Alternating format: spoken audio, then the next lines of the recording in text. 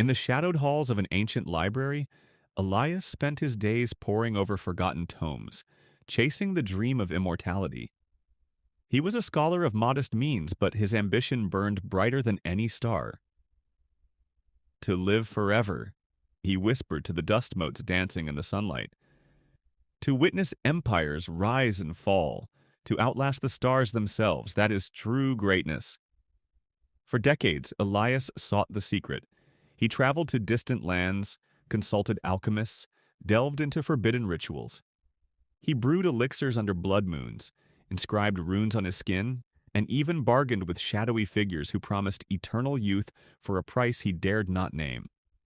At last, on a stormy night in his 80th year, he found it, a shimmering vial hidden in the ruins of a lost civilization. With trembling hands he drank.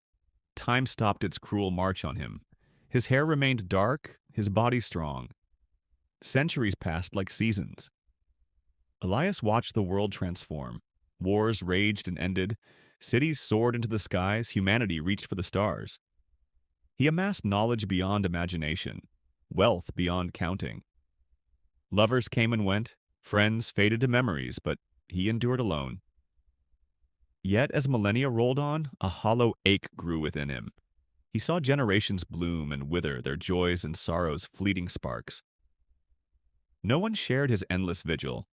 Conversations echoed empty, for who could relate to one who had seen it all? Elias wandered vast museums filled with relics of the past, but his own name appeared nowhere. He had lived in the shadows, hoarding his immortality like a miser hoards gold, touching the world lightly so as not to reveal his secret. One quiet evening, billions of years into his solitude, Elias stood before a grand monument on a distant colony world. It honored a long-dead inventor whose simple machine had sparked the age of space travel. Crowds gathered, reciting the inventor's words, their eyes alight with wonder. The name lived on, inspiring endless souls, long after the body had turned to dust. Elias smiled for the first time in eons.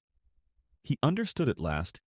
Immortality was not the endless beating of his heart, but the enduring echo of his deeds in the hearts of others.